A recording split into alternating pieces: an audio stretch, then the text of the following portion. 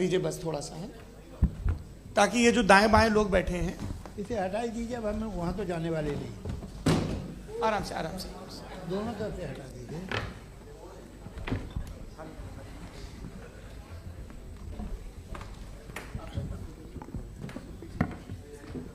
इस बीच आप लोग भी अपने अपने सवाल तैयार कर लें। ये ध्यान रखेंगे कि मैं यहाँ से सवाल लूँगा, आप लोगों को अपना हाथ ऊपर करना है, अपना नाम बताना है और अधिकतम 3 वाक्यों में अपना सवाल पूरा करना है। कई लोग सवाल की जगह भाषण देने लगते हैं, उससे आज बचना है जी। मुफ्ती साहब, पहला सवाल आपका, 16 मिनट हैं, हम दोनों लोगों के सवाल लेंगे जी।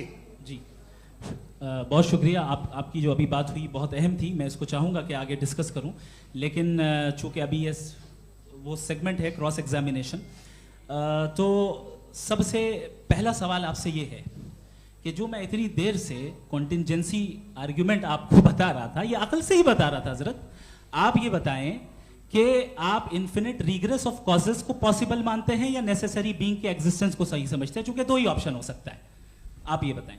देखिए, आपको मैं ईमानदारी से बात करूं, एक तो मैं कॉन्टिजेंसी वर्ड ठीक से समझता नहीं, और इस वक्त भी जो आपने अंग्रेजी के अल्फाज इस्तेमाल किए वो ज़रा थोड़े से मुझे डिफ़िकल्ट और कॉम्प्लिकेटेड लगे, तो आप ज़रा सिंपल ज़बान में सवाल कर सकते हैं। बिल्कुल कर सकता हूँ जी। यूनिवर्स की हर चीज कॉन्टिंजेंट होने का मतलब यह है कि वो अपने एग्जिस्टेंस में किसी के ऊपर डिपेंडेड है। जो भी चीज डिपेंडेड होगी वो चीज इंडिपेंडेंट नहीं हो सकती, तो उसका कोई ना कोई कॉज होगा। तो अब आप क्या समझते हैं कि ये इन्फिनिट रिग्रेस है, यानी कॉज पर कॉज, कॉज पर कॉज, कॉज पर कॉज, और कभी कोई यानी ये एंडलेसली चलता रहा? क्योंकि अगर ऐसा होगा तो हम तो एग्जिस्टेंस में आते ही नहीं, लॉजिकली ये मुत्तफक अलैह चीज है, मुत्तफक अलैह अग्रीड अपॉन। इस पे हमने एग्री किया था कि मुश्किल शब्द आएगा तो अर्थ बताना पड़ेगा। तो इन्फिनिट रिग्रेस तो पॉसिबल नहीं है, तो कहीं ना कहीं आपको रुकना पड़ेगा ऐसे नेसेसरी बीइंग पर। नहीं, कोई जरूरत नहीं रुकने की। किसने कहा आप रुकना पड़ेगा? आप रुकते हैं खुदा पे, आप नहीं रुकते। आप कहते हैं वो हमेशा से, जब उस वक्त से है जब वक्त नहीं था। आप कहाँ रुकते हैं कि अब हुआ था वो? आप नहीं कहते। हम क्यों नहीं मान सकते कि यूनिवर्स जो है और बल्कि मल्टीवर्सेस जो है वो हमेशा से हैं, वो बनती है, बिगड़ती है। एक हमारे यहाँ एक चीज़ है ब्लैक होल, वो समेट लेता है वापस, फिर ब्लास्ट होता है, फिर फैल जाता है। और इसमें हमारी तो खैर कोई औकात ही नहीं है इंसान की। एक छोटे से ज़र्रे पे हम 50-60 साल की उम्र रखते हैं, जो करोड़ों अरबों साल की कायनात है उसमें, और पैदा भी नहायत ही बेहुदा वजह से हुए थे। तो इसमें ये सोचना कि इसकी वजूहात और ये क्यों है, ये डिपेंडेंट है, ये हम देख रहे हैं, क्या मालूम। आप सोचिए कि ये जो फैल रही है कायनात, ये कहाँ फैल रही है, ये कहाँ जा रही है, और ये फैल क्यों रही है? अरे बना ली थी तुमने, रुको भैया, हाँ काफ़ी है। ये फैल क्यों रही है? ये और कौन सी कायनात जिसे मैं दूरबीन से देखता हूँ तो 2 बिलियन लाइट ईयर पे है, उससे मेरा कोई वास्ता ही नहीं है। 2 बिलियन ईयर यानी अगर मैं 80,000 माइल्स पर सेकेंड से चलूं तो 20 करोड़ साल में वहां पहुंच जाऊंगा। इसकी जरूरत क्या थी? ये दुनिया, ये कायनात तो इंसान अशरफुल मखलूकात के लिए बनाई गई ना। तो ये सब ये टर्म समझ में नहीं आया, इसमें कोई खास समझने वाली बात थी भी नहीं।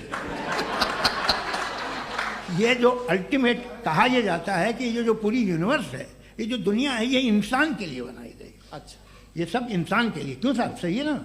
बिल्कुल, लेकिन इसका ये मतलब नहीं कि किसी चीज के पीछे रीजन आपको नहीं पता तो रीजन नहीं है, इसे कहते हैं नहीं, मुझे नहीं पता, लेकिन मेरी जिम्मेदारी नहीं है। वो बिल्कुल सही कहा था उसने, बर्टन रसल ने। आपने उसे मजाक में टाल दिया कि भाई आप एक दावा कर रहे हैं, मैं क्यों कहूं कि ये गलत है दावा? आप प्रूफ कीजिए, मेरे पे जिम्मेदारी ही नहीं है, मैंने थोड़ी कहा है।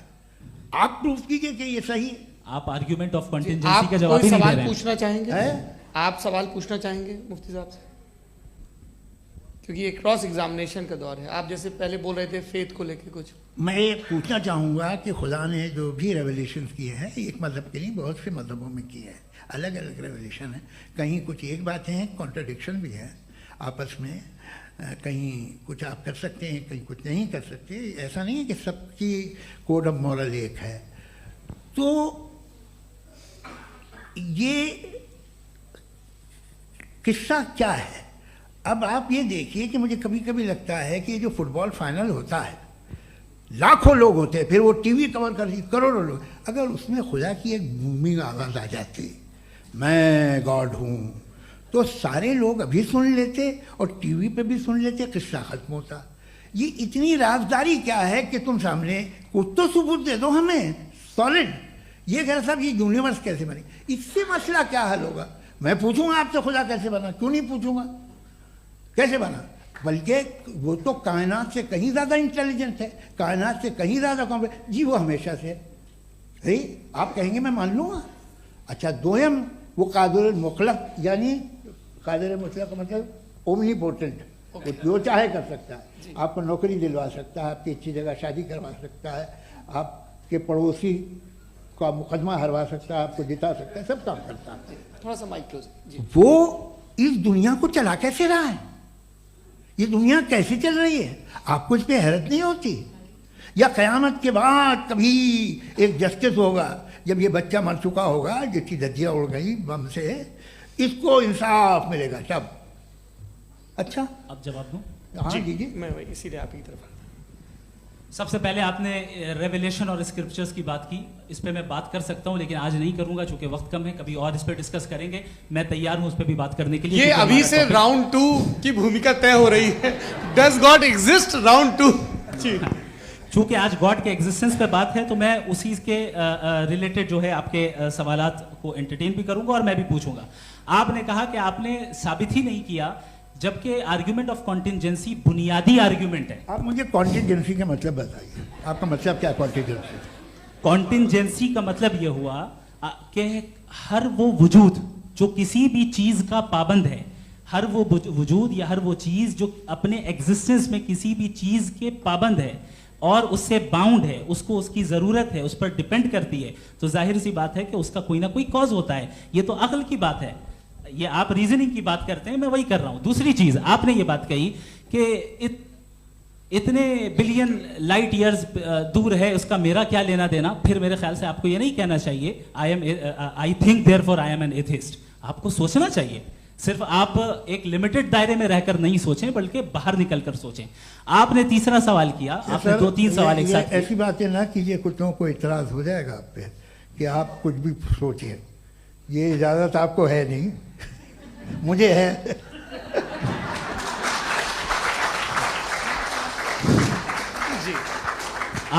आपने प्रॉब्लम ऑफ इविल के ताल्लुक से सवाल किया और बार बार आप एक लफ्ज रिपीट कर रहे हैं कि ओमनीपोटेंट गॉड है, ऑल पावरफुल गॉड है। यही तो दरअसल समझना है कि गॉड का कॉन्सेप्ट क्या है। प्रॉब्लम ऑफ इविल जो है, प्रॉब्लम ऑफ इविल दर हकीकत 2 असम्पशंस पर कायम है। अगर आप इन 2 असम्पशंस को समझ जाएं तो ये प्रॉब्लम नहीं रहेगी, आर्ग्यूमेंट आपको समझ में आ जाएगी कि ये कोलैप्स कर जाता है। पॉइंट नंबर 1, यानी जो आपका सबसे पहला फॉल्स असम्पशन है कि गॉड मर्सीफुल है, ओमनीपोटेंट है, दुनिया में जुल्म हो रहा है।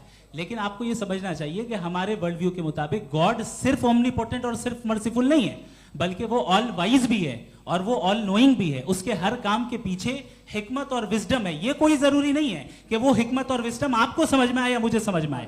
अगर आप जो समझ रहे हैं उसके मुताबिक आप फैसला कर रहे हैं, ये लिमिटेड पर्सपेक्टिव से आर्ग्यूमेंट है। और इस चीज को हम अपनी दुनिया में, अपने लाइफ में, डेली लाइफ में इस प्रिंसिपल को एक्सेप्ट करते हैं। हम जब किसी डॉक्टर के पास जाते हैं, डॉक्टर के पास जाकर वो अगर उसने हमें कोई दवाई दी है तो हम ये तो नहीं कहते कि जब तक आपके पास जितना नॉलेज और जितना विजडम नहीं है, आपने क्यों ये दवाई दी है, तब तक हम इस चीज को एक्सेप्ट नहीं करेंगे।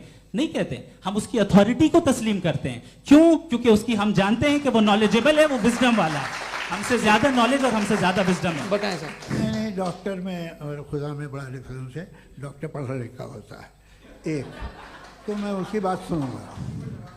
दोयम ये नहीं, कुछ जवाब तो ये भी नहीं है सर प्लीज, अगर सब ऑडियंस से बोलने लगेंगे तो फिर मतलब नहीं सिविलाइज्ड बहस का। मतलब आप ये कहें कि चूंकि आप डॉक्टर पे बिलीव करते हैं इसलिए खुदा पे बिलीव किए, क्या ये मिसाल आपको समझाने के लिए आर्गुमेंट है, इस पे आपको एतराज नहीं है। तो सिंपल बात ये है कि मैं अगर ये यकीन कर लूँ कि एक ओमनीपोटेंट, उसकी मसलहत है, ये जो बच्चे मर रहे हैं ये मसलहत है उसकी, मुझे नहीं चाहिए इसकी मसलहत। उसकी मसलहत नहीं, यही तो समझना है। मतलब एक्सपीडियंस। अच्छा, आपने अभी मेरी बात पूरी सुनी नहीं। मैंने कहा आपका पूरा आर्ग्यूमेंट 2 फॉल्स असम्पशंस पर है।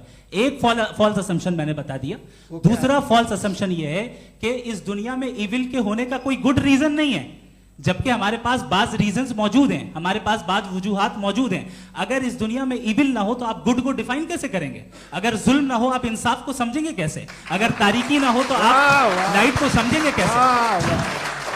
बहुत अच्छे। अभी और सुन लें, अभी और बाकी है। ये तो बात बहुत पसंद आई साहब मुझे, कि जब तक रेप ना हो तब तक औरतों की इज्जत का ख्याल आपने मेरा जवाब पूरा सुना ही नहीं। जब तक के बच्चों का कत्ल ना किया जाए तब तक आपको बच्चों की मासूमियत की इज्जत। आपने पूरा जवाब सुना ही नहीं। क्या बात है, क्या आपने नुक्ता निकाला? आपने पूरा जवाब सुना ही नहीं। आप सुन लें, मेरी बात सुन लें।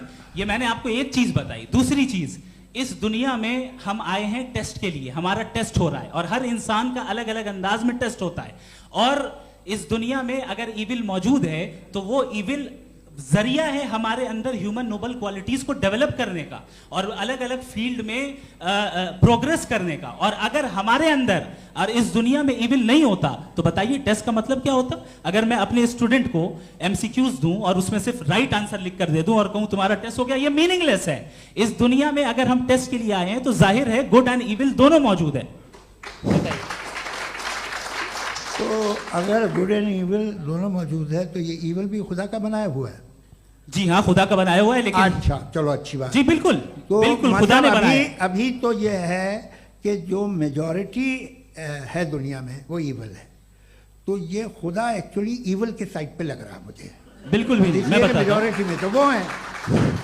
क्या बात कर रहे हैं भाई आप? कोई भी जो मुंसिफ होगा, चाहे आपका अपना घर हो जिसके आप सबसे बड़े हैं, चाहे आपकी ऑर्गेनाइजेशन हो जो आप चलाते हैं, वहां पर आप इविल रखेंगे साबित करने को कि बाकी लोग शरीफ हैं? मेरी बात सुनिए। क्या ये आर्ग्यूमेंट ही गलत है? अगर कि जब तक के कोई इविल नहीं होगा तब तक के शरीफ आदमी शरीफ नहीं लगेगा। अगर एग्जामिनर गलत ऑप्शन दे रहा है तो एग्जामिनर इविल नहीं हो गया। जो गलत ऑप्शन को सेलेक्ट कर रहा है वो फेल होगा। क्रिएटर ने इविल को बनाया है लेकिन वो इविल नहीं है। अच्छा सुनिए मेरी बात, हाँ। Let me complete sir. जी जी। क्रिएटर ने इविल को बनाया है टेस्ट के लिए, वो इविल नहीं है। इविल वो होगा जो उसे इख्तियार करेगा। छुरी को बनाने वाला गलत नहीं होता है, छुरी का गलत इस्तेमाल करने वाला गलत होता है। रेप को कैसे गलत इस्तेमाल करते हैं? रेप इंसान के फ्री विल का नतीजा है। ये रेप कैसे गलत इस्तेमाल होता है? ये मुझे अब सुन लें, अब सुन लें। गलत इस्तेमाल होता है। हाँ मैं बता रहा हूँ ना, कैसे गलत? मैं बता रहा हूँ कि जो इविल इस दुनिया में मौजूद है उसके कई सारे तरीके हैं। एक तरीका इंसान का अपना फ्री विल है। अब अगर कोई रेपिस्ट रेप कर रहा है तो इसका गॉड का कसूर नहीं है, वो अपने फ्री विल का गलत इस्तेमाल कर रहा है, उसको सजा मिलनी चाहिए। अच्छा। और उसी के लिए जहन्नम बनाई गई है। ये फ्री विल का भी बड़ा चक्कर। आप जब कोई बुरा काम करते हैं या कोई बुराई होती है तो ये कहा जाता है कि ये फ्री विल है। 7 billion free wills are moving on this planet. 7 billion free will. और एक आदमी अपनी फ्री विल से मुझे कत्ल कर दे तो मैं खुदा की मर्जी से मरा हूं कि इसकी फ्री विल की वजह से? मेरी मौत खुदा के हाथ है या ये फ्री विल वाले के हाथ? खुदा ने फ्री विल का निजाम बनाया है और उस निजाम का गलत इस्तेमाल करके कोई आपको मार रहा है, इस्तेमाल करके मेरा कत्ल कर देता है। अब मेरी मौत का जिम्मेदार कौन है? वो इंसान जिम्मेदार है। वो इंसान जी। तो ये कहना कि और उसको सजा मिलेगी। तो अब आप आगे चलिए कि ये तय करना कि अल्लाह ही या अल्लाह ने खुदा ही जिंदगी देता है, खुदा ही मौत देता है, ये गलत है। बिल्कुल गलत नहीं है। हाँ, नहीं, निजाम उसी ने बनाया फ्री विल का। निजाम मौत और हयात का उसी ने बनाया। You are contradicting yourself. अभी आपने कहा कि एक आदमी ने फ्री विल से आपको मार दिया, इसमें उसे फ्री विल दी गई थी, उसने गलत इस्तेमाल किया। 7 billion free wills are moving on this planet और आप चाह रहे हैं कि मैं सिर्फ खुदा का ध्यान करूं। ये 7 बिलियन फ्री विल्स को मुझे लुक आफ्टर करना पड़ेगा कि नहीं?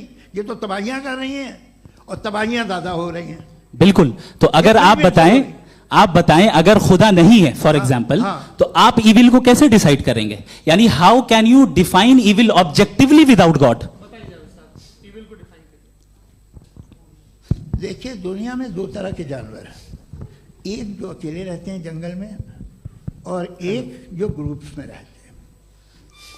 ग्रुप में जो भी रहेगा, चाहे वो आपका फाउंडेशन हो, चाहे कोई क्लब हो, चाहे कोई पॉलिटिकल पार्टी हो, चाहे कोई यूनिट हो, उसमें आपको इंटरैक्ट करने के रूल बनाने पड़ेंगे। यानी लोग तय करेंगे। लोग क्या करेंगे? अगर लोगों ने ये तय किया कि किसी का रेप करना सही है, आप जस्टिफाई करेंगे? नहीं, आपका फाउंडेशन तो ये हो गया ना कि लोग ही विल डिसाइड करेंगे। नहीं नहीं नहीं, अरे दुनिया में ऐसे ग्रुप्स हैं जो रेप को जायज़ मानते हैं सर्टेन हालात में। मैं डिटेल में नहीं जानूंगा, आप भी जानते हैं। ये जो आईसिस वाले थे इन्होंने क्या किया था, तो उन्होंने क्या किया उसका खुदा से कोई ताल्लुक नहीं है सर। मैंने सिंपल सवाल किया कि इविल को आप डिफाइन करते कैसे हैं? आइए वापस आइए जी। आप साथ में तभी रह सकते हैं जब कुछ आप ऐसे उसूल डेवलप करें जिसमें हर एक का बेसिक तहफ़्फ़ुज़, हर एक का बेसिक राइट हो और हर एक को कोई आराम मिले। यही तरीक़ा है किसी भी ऑर्गेनाइजेशन जिसमें एक से ज़्यादा लोग हैं और वो ऐसे चलती है ज़िंदगी। उसमें अगर आप गड़बड़ करेंगे तो तबाही होगी, नुकसान होगा, बर्बादियाँ आएंगी। और अगर उसमें आप घर ले लीजिए ना, एक हस्बैंड है, एक वाइफ है, बच्चे हैं, वालदा भी हैं, 2 बहनें भी हैं, एक भाई भी है। अब इसमें कोई निज़ाम आपको चाहिए साथ में रहने का, और एक दूसरे पे भरोसा रहे, एक दूसरे के बहीख्वाह हों, एक दूसरे की मदद करें, ऐसी जिंदगी। सर आपकी बात आ गई। आप ये कह रहे हैं कि लोग डिसाइड करेंगे क्या सही है क्या गलत है, यही है? मेजॉरिटी डिसाइड करेगी क्या सही है क्या गलत है? अरे भाई बिल्कुल। मेजॉरिटी अगर ये कहे कि नाजी जर्मनी के साथ जिस तरह मेजॉरिटी थी कि जेनोसाइड करना सही है, आप जस्टिफाई करेंगे?